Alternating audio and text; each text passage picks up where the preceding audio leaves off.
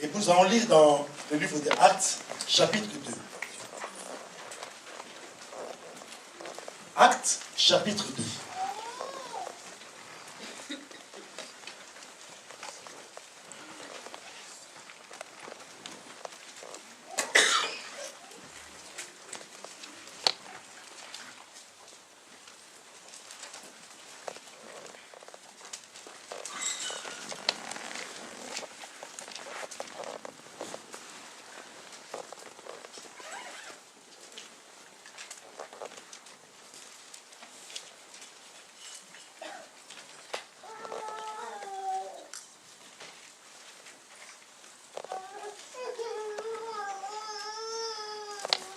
Actes chapitre 2, du premier verset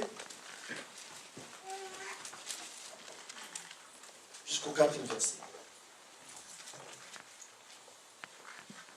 Je lis la parole de Dieu au nom de Jésus-Christ. Amen. Lorsque le jour de la Pentecôte arriva, ils étaient tous ensemble dans le même lieu. Tout à coup, il vint du ciel un bruit comme celui d'un souffle violent. Il remplit toute la maison où ils étaient assis. Des langues qui semblaient de feu et qui se séparaient les unes des autres leur apparurent.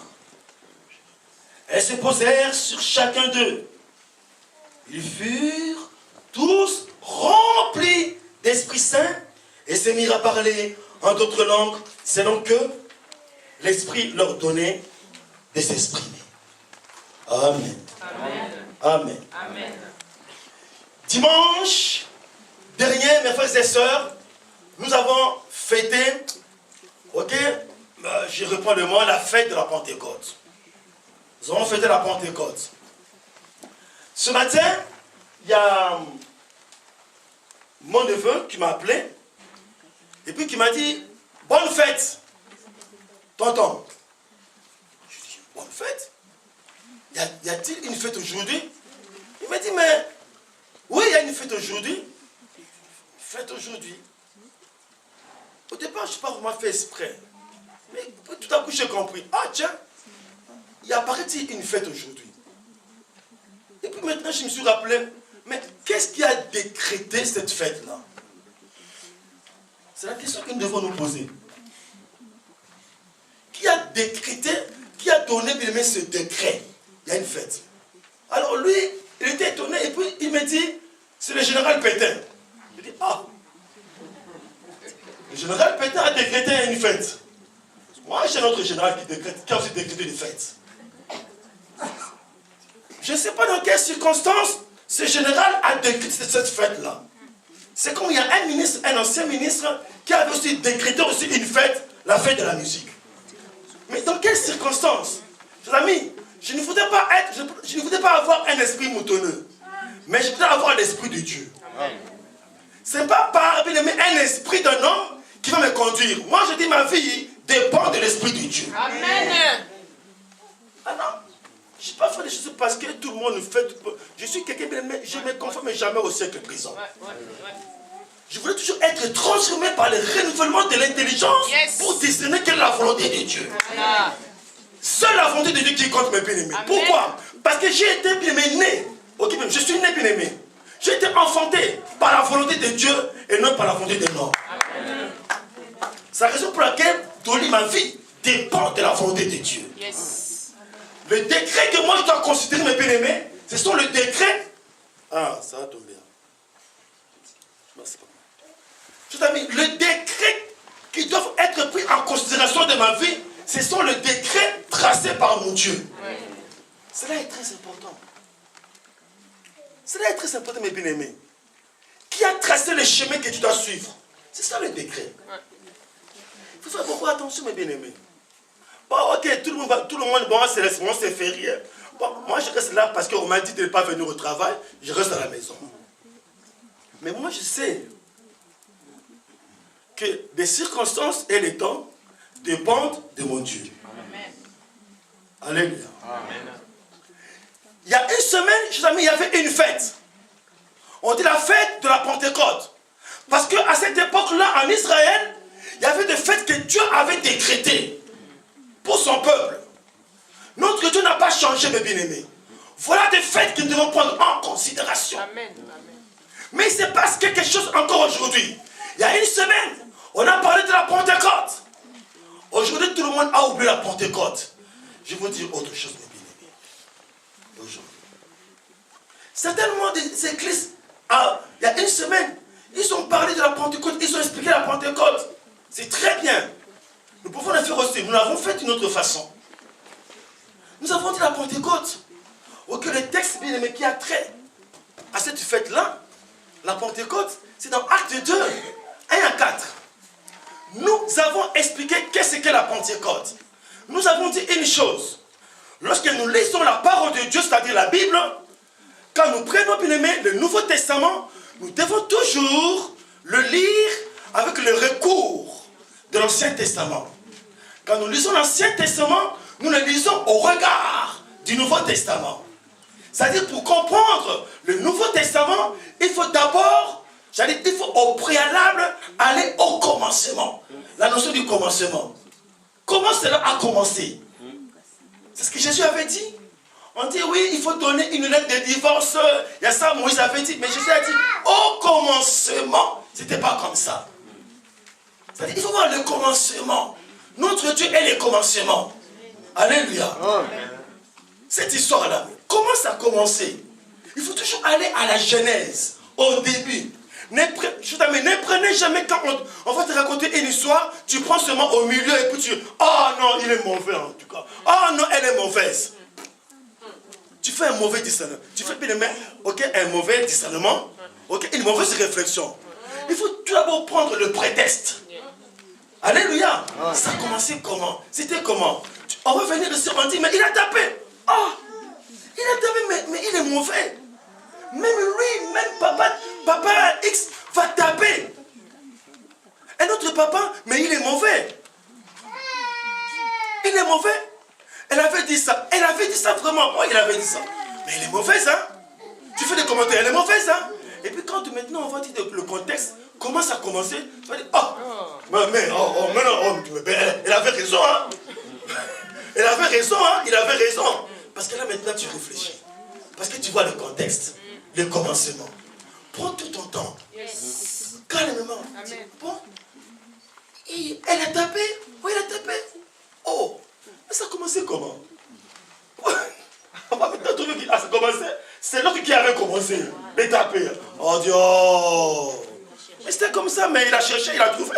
Voilà. Parce que là, on a pris du temps. Lorsque nous lisons le Nouveau Testament, bien-aimé, il faut d'abord voir qu'est-ce que l'Ancien Testament avait dit. Ah bon, ça. La Bible nous parle de la Pentecôte. Comment ça a commencé? C'est quoi la Pentecôte? Nous l'avons expliqué dimanche dernier.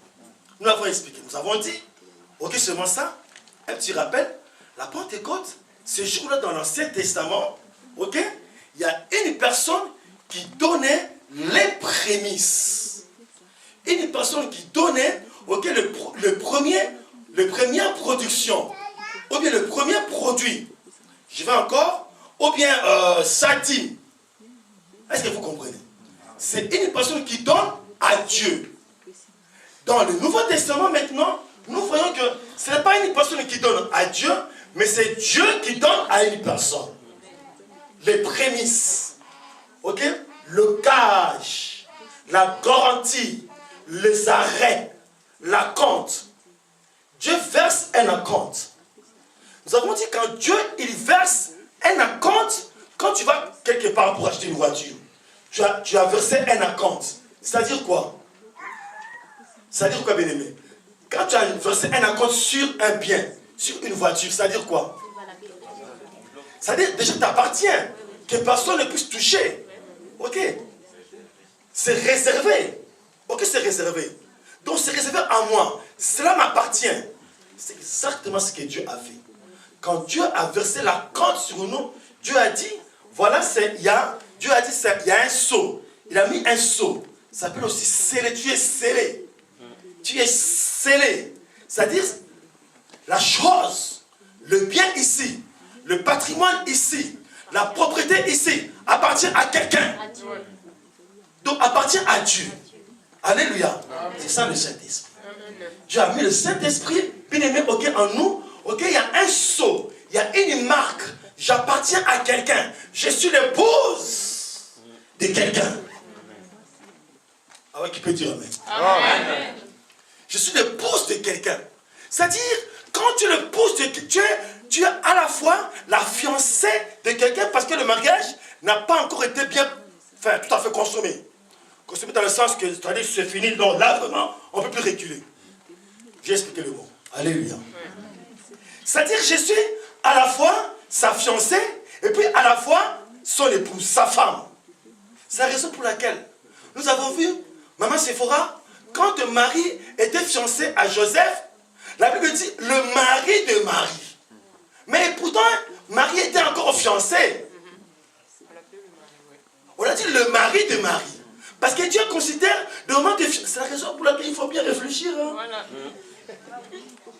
Parce qu'il y a des fiançailles, puis il faut bien réfléchir en tout cas. Ah oui, c'est la vie. Alléluia. C'est ça. Donc ici, je reprends maintenant notre thème pour ne pas aller ailleurs. La Pentecôte, au départ, c'était ces jours-là, comme il y avait la provision, comme il y avait des richesses, comme il y avait l'héritage. Ok, mon champ, il y a la récolte. Il y a la récolte, c'est une richesse. Vous êtes d'accord avec moi? C'est un héritage. Il y a la récolte. Alors je prends maintenant le premier produit, je donne à Dieu. Et ces jours-là, Dieu a dit, quand vous allez venir auprès de moi, c'est une fête. La fête que Dieu a décrétée.